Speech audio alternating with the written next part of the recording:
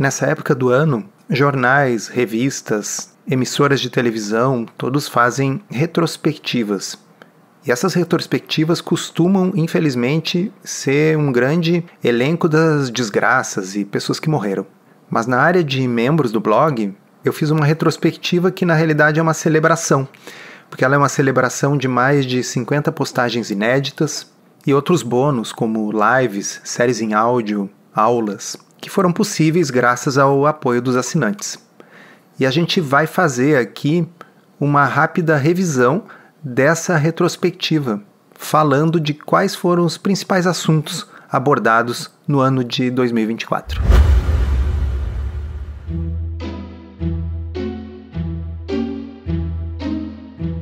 Comida sem filtro. Saúde, low carb, estilo de vida, evidências científicas e, claro, nossas opiniões. Toda semana um episódio novo e gratuito para você. Comigo, Dr. Souto. E comigo, Sari Fontana. Para ser avisado a cada novo episódio e receber as referências bibliográficas no seu e-mail, cadastre-se em drsolto.com.br/podcast.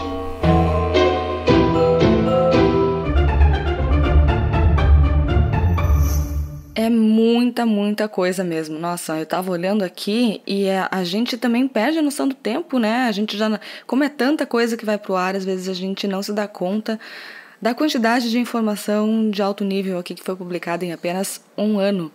Começando por janeiro. Em janeiro, você fez uma resenha, uma crítica ferrenha àquele documentário da Netflix sobre os gêmeos, né? Uma promoção da dieta vegana com uma série de argumentos pseudocientíficos. Isso aí. E para quem não ouviu, a gente recomenda muito que vocês escutem o episódio do podcast Comida Sem Filtro, que também foi publicado na mesma época. Número 138, A Dieta dos Gêmeos. Teve também uma postagem falando sobre o mito de que uma dieta low carb seja ruim para o humor e raciocínio. Pois é, e como eu coloquei lá na postagem, não poder comer churros é triste, ao menos eu acho. Mas para algumas pessoas estar obeso também é. Para os diabéticos, as complicações também são motivos de piora da qualidade de vida e do humor. Mas é incorreto e desonesto alegar que uma dieta low carb causa depressão e ansiedade pelo fato de ser low carb, por causa dessa bobagem de serotonina e triptofano relacionado à alimentação. Uma vez entendido que a vida é feita de escolhas e que nem todas as boas escolhas são escolhas agradáveis, e uma vez liberto dos mitos pseudocientíficos propagados sobre low carb e saúde mental, as pessoas podem finalmente ser livres para fazer um upgrade dos seus problemas, menos churros, mais saúde. E ainda em janeiro você escreveu sobre a relação entre a elevação excessiva do colesterol LDL em dieta low carb e a magreza, ou seja, o LDL é mais problemático para quem não precisa de dieta low carb. É isso aí, foi uma meta-análise sobre esse assunto que a gente abordou por lá. Já em fevereiro você escreveu sobre dieta low carb e depressão, um novo artigo que sugere que low carb possa ser uma intervenção terapêutica para o tratamento de depressão. Mas eu diria que, sem dúvida, a postagem mais importante de todas em fevereiro, e uma das mais importantes do ano, tá? É uma postagem chamada Pare de Usar Vitaminas. Com novas evidências de que, na maioria das vezes, a suplementação não é apenas desnecessária, mas, de fato, pode fazer mal.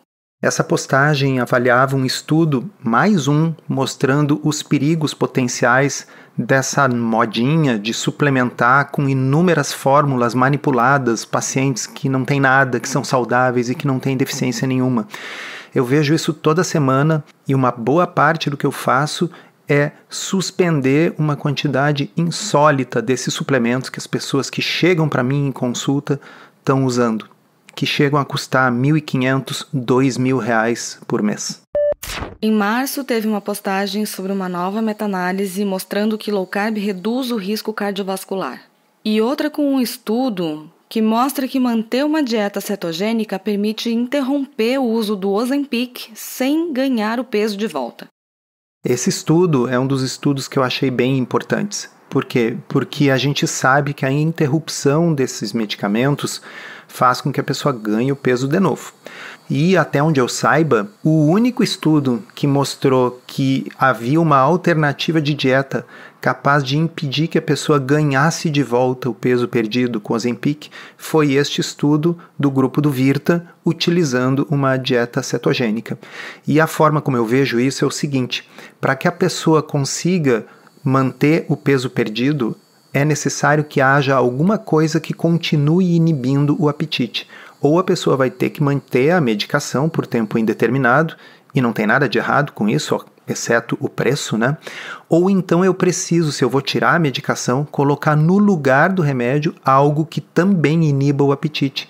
E a dieta cetogênica ou uma very low carb podem cumprir esse papel, como esse estudo mostrou. E também, de certa forma, relacionado com aquele post Pare de usar vitaminas, tem um outro cujo título é Exames caros não servem para dizer qual é a melhor dieta para você. Parece existir um combo entre certos profissionais que solicitam uma série de exames dos quais pouca gente ouviu falar, que custam caminhões de dinheiro para depois poderem prescrever esse monte de vitaminas, de minerais, entre aspas, personalizados, né? Que trazem para as pessoas uma falsa sensação de estarem sendo acompanhadas de forma única. Só que, na verdade, isso infelizmente só serve para a gente gastar mais dinheiro. É, isso aí. Eu já tinha feito 2 postagens que estão liberadas no blog aberto, uma chamada A Ilusão de Segurança, sobre o excesso de exames, e a outra chamada Bom Médico não é o que receita mais pílulas, cujo assunto está óbvio pelo título, né? Já essa postagem de março lá na área de membros fala sobre os tais estudos genéticos que alegadamente vão dizer a partir dos seus genes qual seria a melhor dieta ou o melhor tipo de atividade física para você.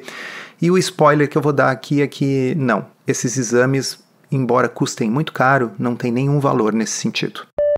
Em abril você escreveu sobre umas manchetes que insistem em usar o adjetivo radical de forma bastante seletiva. Low carb é considerada uma dieta radical. Já uma dieta de shakes, aceitável.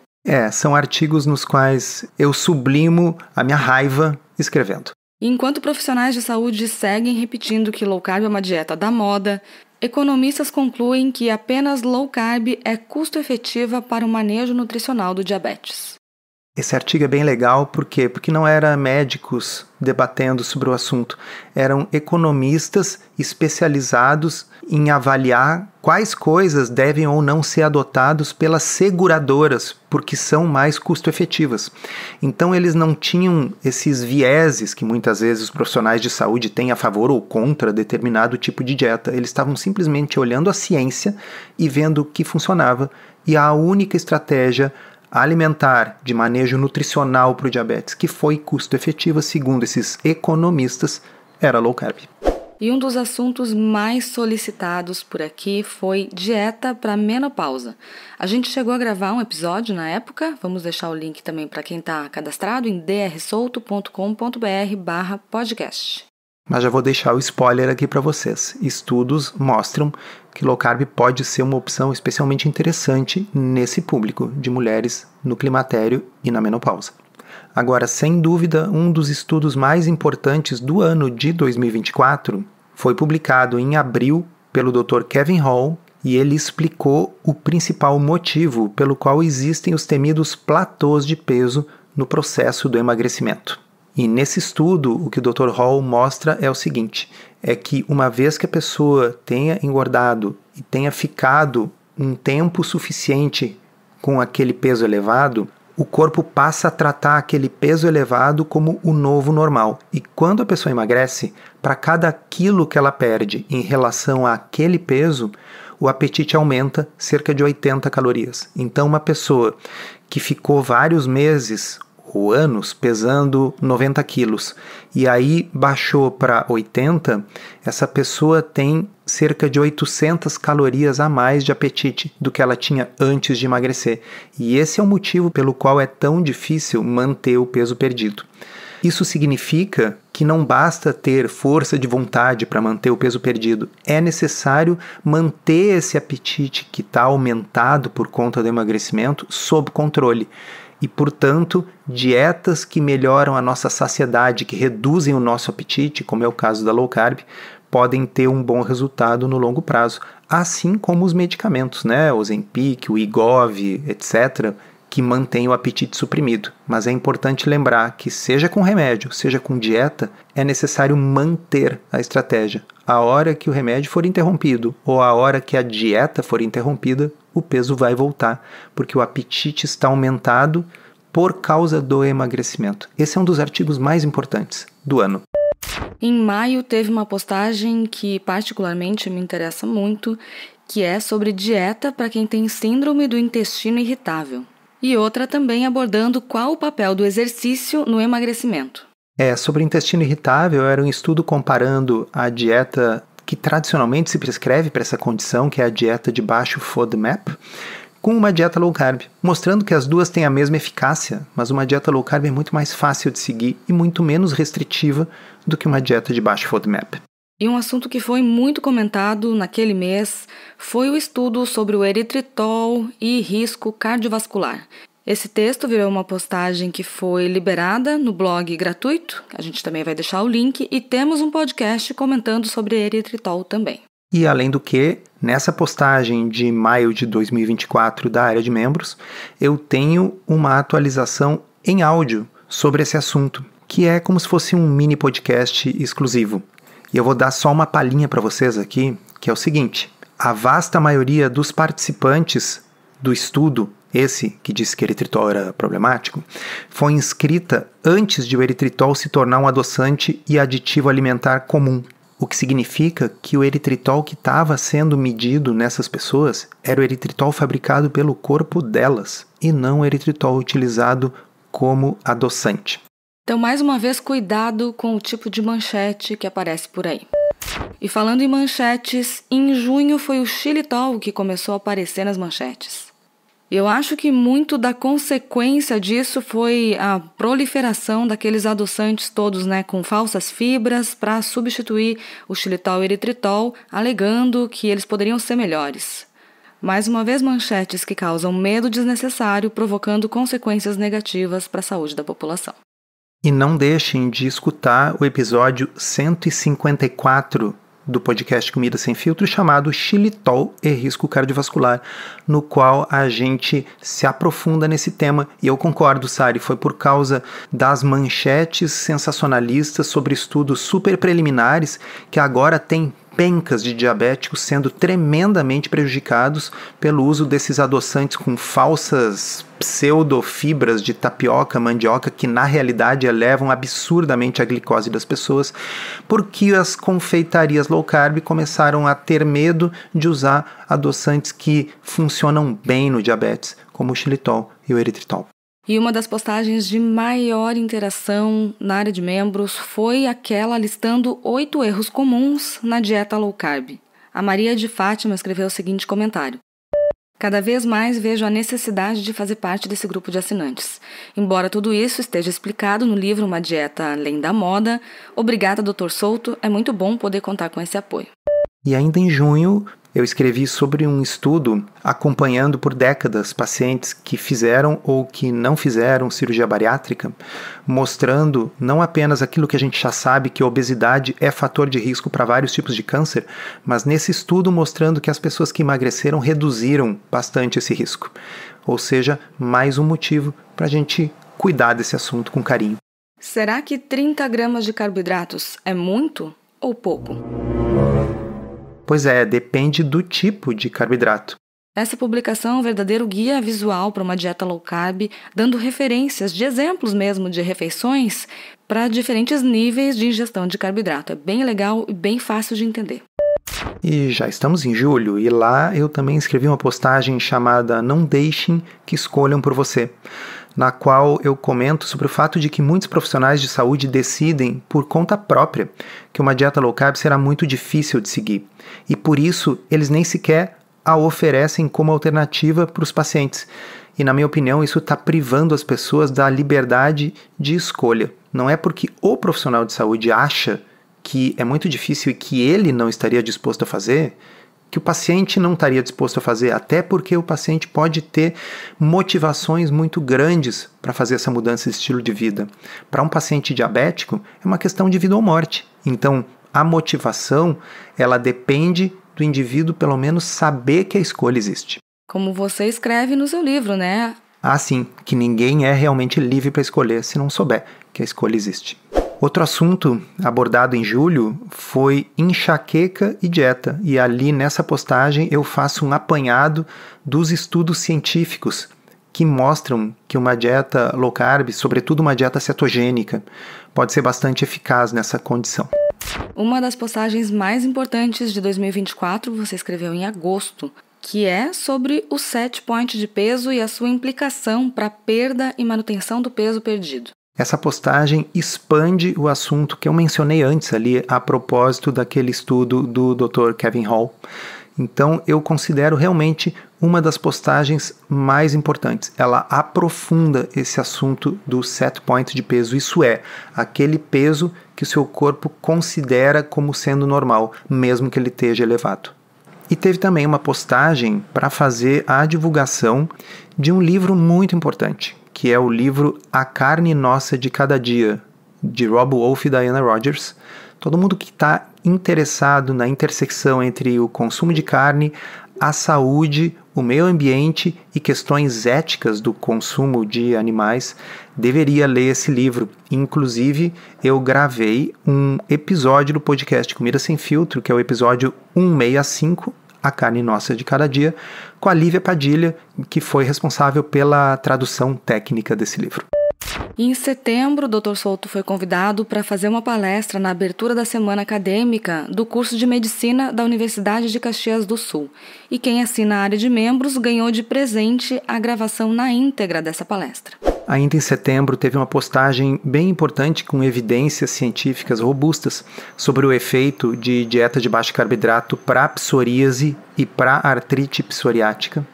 O que a gente come nas férias? Será que é possível manter uma alimentação low carb mesmo fora de casa? Não só é possível, como pode ser bem gostoso e mais barato, e eu mostro tudo lá naquela postagem com fotos, um diário dia a dia. Tem até o que a gente comia no avião. Dentre as várias postagens de outubro, uma eu acho que se destaca, que é a postagem Dieta Cetogênica, Mitos e Verdade. Foi uma das mais lidas desse ano. E essa postagem é acompanhada de um podcast exclusivo na postagem com quase 20 minutos de duração só sobre esse assunto. E lá tem bem explicadinha a diferença entre dieta low carb e dieta cetogênica.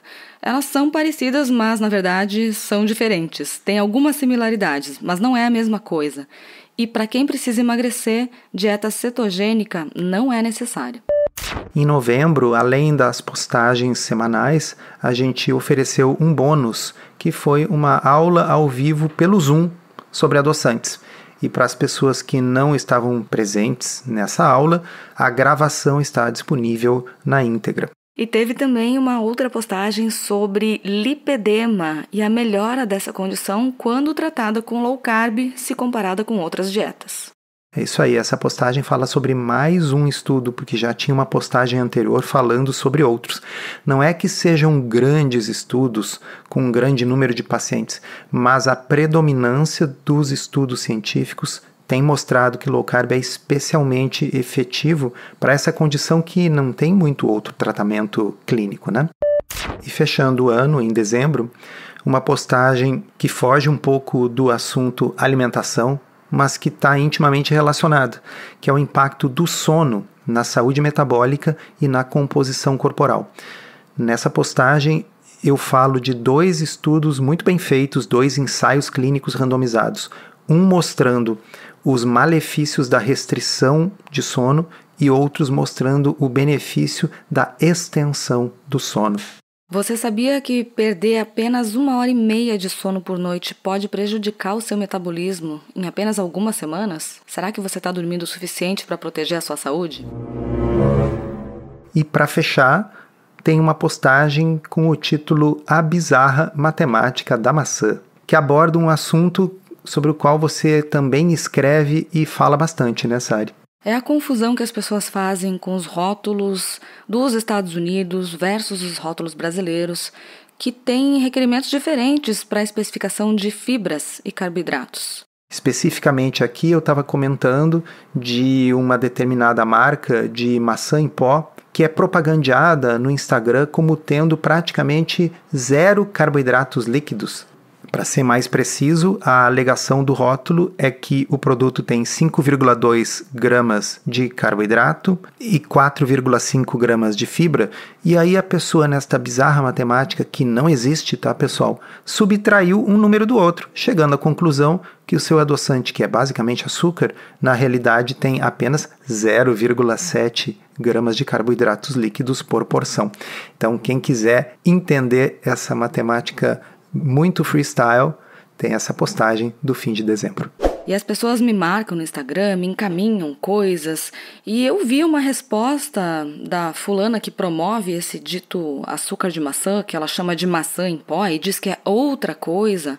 Alguém perguntou lá se era desse adoçante que o Dr. Souto estava falando, e ela respondeu que não era, que devia ser de uma outra marca, porque esta maçã em pó era diferente e muito especial.